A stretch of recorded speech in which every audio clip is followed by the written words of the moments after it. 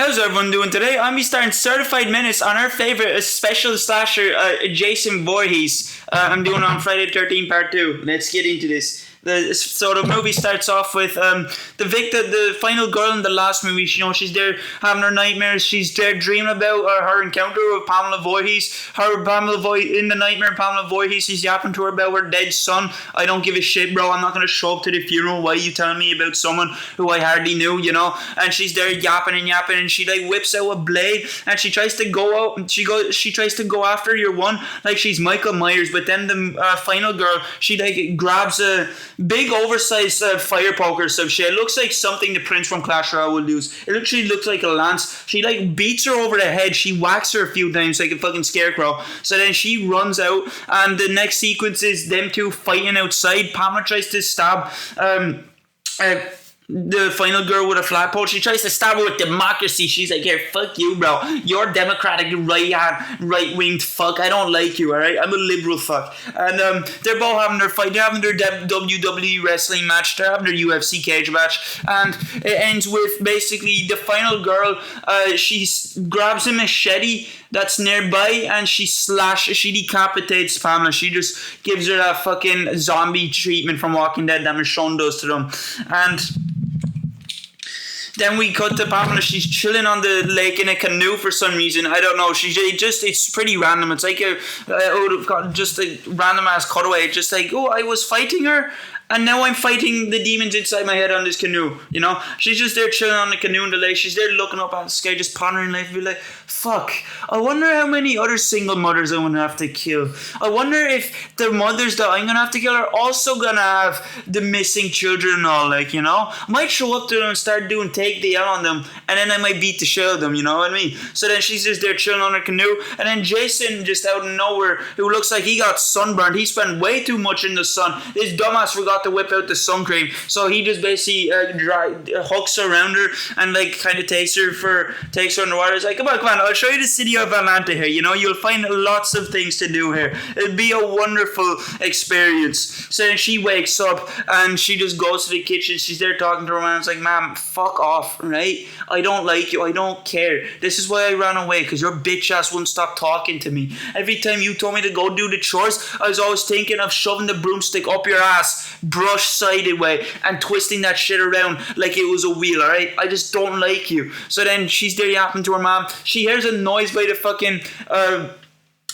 by the back door, so she thinks it's like, I don't know, it could be the postman. He could have decided to deliver the mail through the back ways. Try something different, bro. He's just bored doing the same shit every day, so he just wanted to switch it up a bit, you know what I mean? So then she opens the door. It's just a kitty. It's just a kitty cat just trolling her, and she's trying to feed the cat, but then she finds the head in the fridge, and it's like, what the fuck? I don't remember having a head there, bro. I left lasagna in the fridge for later on to eat, so I can put it in the microwave. Not someone's head. What the hell? So then Jason sort of comes up behind her and gives her a lobotomy by shoving the screwdriver in her head. Be like, here, I owe you brain surgery. Here you go. So then we cut to our two main characters, Paul and Ginny, and they're at this phone booth. They're going to this camp, and Paul is talking to someone on the phone booth. Some old dude that looks like he's part of he looks like a representative for the Leatherface family. It's just there. He just sort of comes up to him and says, "You're doomed. You're doomed. You go up there, someone's gonna shit on you. You're doomed." And then he just sort of fucks off. It's some random ass foreshadowing or something. It's like that man's he can tell the future. So then, but in the background as well, their truck is just getting towed just randomly. Some guy decided, hey, I need a new truck. My wife kicked me out because she caught me watching too much football with the boys and drinking beer. So I need a new truck to sleep in. So then they're chasing after this guy, and he ends up running all the way to a different gaff. Ends up being a prank. So then we cut on later on tonight. They're all around the campfire. The main dude is telling about Jason Voorhees, basically saying, Jason's a fraud. He's a fucking phony, bro. He's a poser. He's not real. He's about as real as my fucking girlfriend. I'm a virgin, so he's about as real as that. So then some dude in a costume kind of pops out of nowhere. He pops out of the bushes like he's waiting for this shit. He just pranks them. He just scares them. And also throughout this movie, at the start of the movie, it's pretty cool how they build up Jason. They kind of build him. You don't get to see him until towards the I wouldn't say towards the end, maybe towards the second half of the film, you just get to see his POV from the camera lens, which I think is so cool, and they did that, do that for Killers. They done it for Year One and Sleepaway Camp. Anyways, I'm going off track. And throughout this film, Jason's just looking at them. He's sort of just stalking them. He's sort of like pick and choosing them, like he's at a toy store. He's like, I want that one, mommy. I want Arnold Schwarzenegger. No, I want Barbie. No, I want Donald Duck. Like, you know what I mean? And he's sort of just like he's like a peeping tom. Like, you know, he wants to get early access to porn, so he's just looking at women just undress or some shit. He's just like, oh my god, woman, ooga, ooga, ooga, ooga. Like, you know, he hasn't seen a woman before, so he's just getting excited looking at them. And some dude is also looking at people in a cabin, and he's just there like outside a tree for some reason. It's the old dude from the start of the movie. Says, you're doomed because I'm gonna be there looking at you with binoculars. So Jason sort of comes up behind him and be like, there can only be one peeping tom in town, but alright, I'm the freaky deaky fuck that's gonna be doing it, not you. So he just strangles him out. He chokes him out with a barbed wire. So then we cut to a guard that's driving down the road, and he sees someone jump in the bushes. He saw a homeless man fucking try and go for berries. He's like, damn, I need that shit. And so he just, I don't know, he just goes out of his way to chase the dude into the forest. He just hops out of his car and he chases him for a good long while, you know. He might as well be going on, like, he might as well just be calling this getting his steps and getting his exercise in, you know, burning all the fat off of him, because he does this for a good while. Then he ends up at some, you know, a dumpster crack shack, and it's Jason's shack, and he goes in and he's there looking around and be like, damn, this would be some neato place I could move into, you know. You know, no heating, no electricity, but at least it's roof and walls around me. And Jason comes up behind him and like hits him in the back of the head with the ass end of hammer. He's like, here, I need to remove some nails from you. I'm gonna remove your brain here, pal, you know.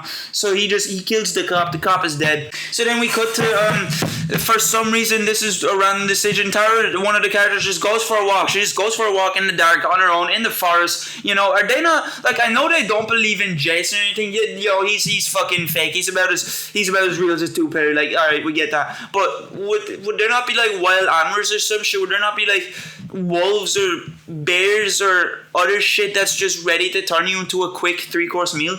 And they're just not worried. They don't even have weapons around them or anything. But anyways, Tara's just walking along, and she spontaneously decides, right, I need to go for a swim. I haven't had a shower yet. I smell like a sewer, so I need to go swim in that water while naked. And I think it's Jason or Scott. He's another character. He's pretty weird. I don't really give two shits about him. Scott's just watching her, or Jason. I don't know. They're both just sort of watching her. Like, they're just watching her perform a show in the water. And Scott like nicks her clothes, and then he like gives her back her pants, but then she's still running after her shirtless, and he's there like, I'm not gonna give back to you. I need to see those fun bags. You see those fun bags go bounce it up and down, like dance monkey dance, you know. So then he gets trapped in like the rope trap, and he's like hanging upside down. He's like dangling. He's like swinging all around the place like a punching bag. So then he's fucked. So then Tara goes to look for something to cut him down. She tries to look for a knife, but then meanwhile, while Tara's gone, Jason comes up behind her and be like, I'm the one that was supposed to rob the clothes. I'm the one that was supposed to get a look at her, not you. So then he just slits her throat with a machete. Tara comes back, finds the dead corpse. Then Jason just sort of moves up on her. He's like, this is my chance to approach her, right? This is my chance to riz. So then we don't get to see Tara for the rest of the movie. She's dead. So then we cut back to another character in this movie whose name is Mark. He's in a wheelchair, and he's outside because, I don't know, he probably heard Vicky out there or some shit. I don't know what these characters think be going on outside half the time. Like, do you think that you just hear people outside playing hopscotch? Like, do you think they're like doing something outside? It's just random ass noise. Be like, I have to go check this out. It's my mission to go find out what mischievous things are going on. So he's just sitting outside outside the cabin, just looking at nothing, bro. He's just looking at wind, like he's looking at a black hole, man. He might as well be like looking at the floor, be like, yeah, those are pretty sick floorboards. I see an ant beating up another ant, and that's entertaining.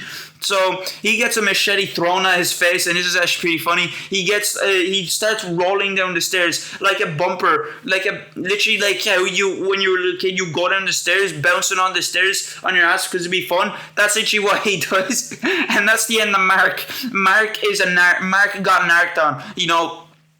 he got killed. So then we got back to Vicky, who was gonna, I don't know, cuddle with Mark. I don't know how he's gonna fuck Mark when his dick isn't exactly working. I don't know. So then Vicky is just walking around and she's like, "Oh wait, I am all alone. I'm abandoned. I'm lost. Am I the only person here? Is it, is there gonna be a surprise party or some shit? Are they gonna pop out and like, splash me with vodka or something?" So then she sort of she goes upstairs and she's like, "Sandra, Jack, there are two other people, they're fucking upstairs." And oh yeah, I forgot to mention, I keep fucking doing this. I've done this in the last attempt of recording this. When Sandra and Jack are fucking upstairs, Jason comes upstairs and kind of skewers them with a spear. He kind of gets a double kill. And yeah, that's how they die during sex, during the best time of a man's life. His life is flashing through his eyes, but the only thing that he was going through his eyes, through his mind, is his naked girlfriend in front of him. So then Vicky finds Jason hiding in the bed. He's just there sleeping. He's there having a nap, and then Vicky just interrupted her. It's like, "You fucking whore, like, what are you doing?" So then she slashes Vicky in the leg. Vicky sort of just stands there screaming. I have no idea why she does this. She could have just like went away. She could have just left. She could have been like Speedy Gonzalez out the gaff. But she sure just stands there and like lets Jason do what she wants to her. Like, she's a masochist. Like, if you had 12 minutes with me, what would you do? That's what Jason answered that question for her. He killed her. So then all of them are dead at the cabin.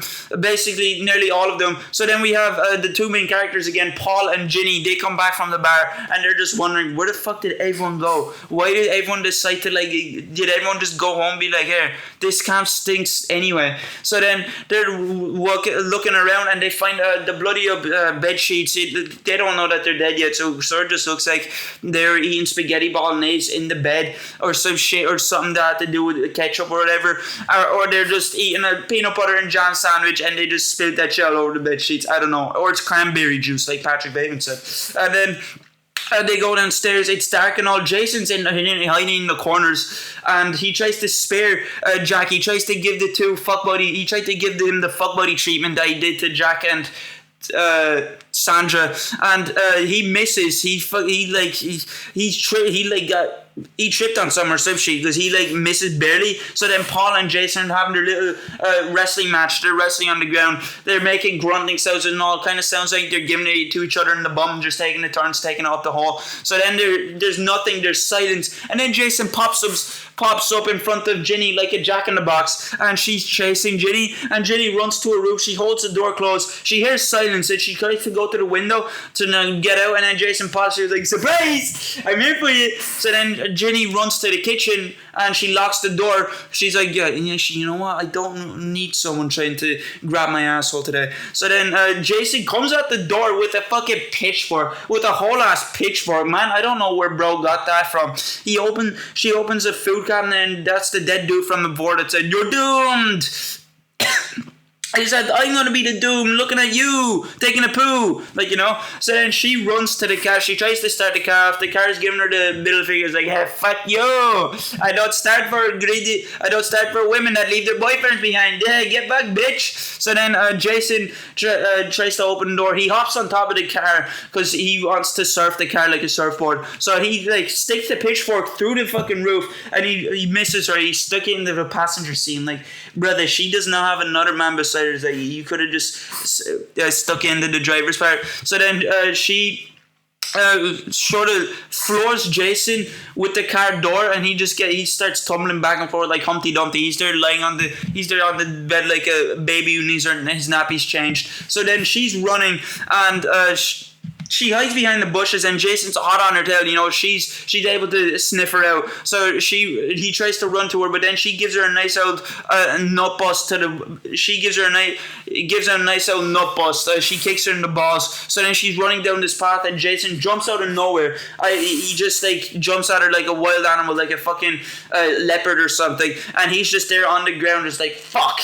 I missed again. I need to start practicing grabbing women in the streets late at night if I want to get this right. So then she runs to this random ass cabin, and she's there hiding underneath a bed, and Jason's looking for her, and she thinks it's all grand. She thinks it's all handy dandy, handy mandy. So then she kind of hops out of the bed, and Jason's started there like standing on the chair like I'm ready, chief. Yeah, action, sick. And then Jason tries to stab her with the pitchfork, but the chair kind of gives up on her. The chair trolls him, and he misses. And then she like grabs a chainsaw that's in the cabin and goes kind of Leatherface mode. She like starts calling at Jason like, yeah, stay the fuck back. Yeah, I'm not ready. I'm not fucking scared to turn you up into meat. Like, I'm not scared to turn you up into a delicacy, you know, bro. So then he kind of stumbles back and falls on himself on the floor. Man, he's some clumsy bastard in this movie, I will say. And Ginny grabs a chair and smashes it over Jason.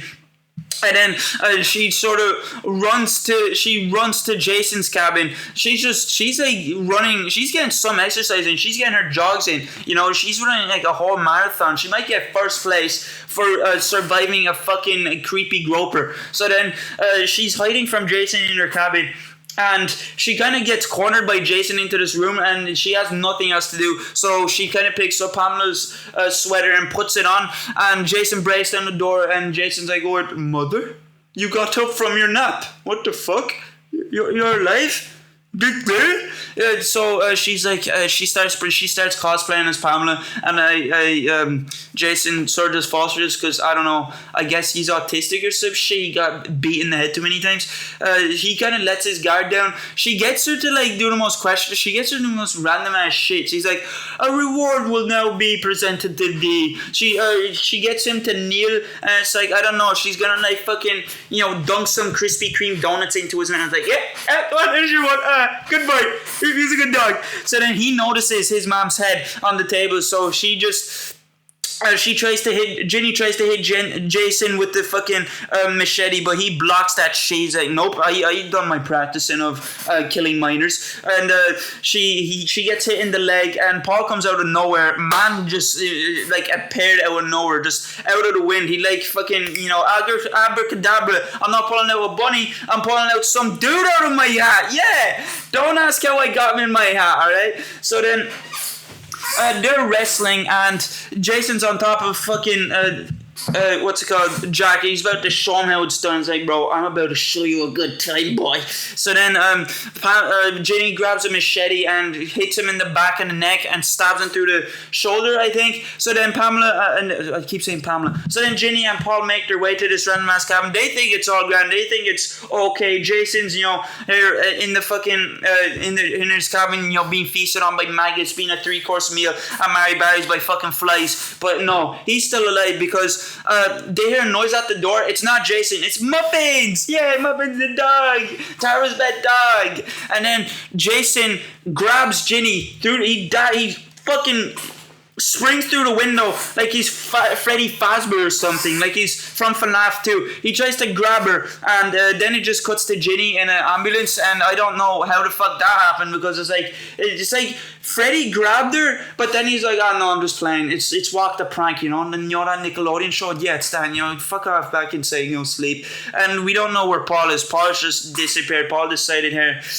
I wanted a girlfriend, but I don't want a girlfriend who has a crazy fucking stalker ex. I'm gonna go bounce, and he just hops on his pogo stick away from Camp Crystal Lake.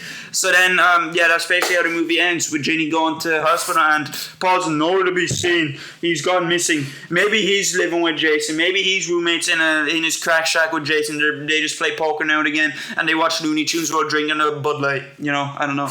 But yeah, hope you did enjoy this video, and yeah, see you later.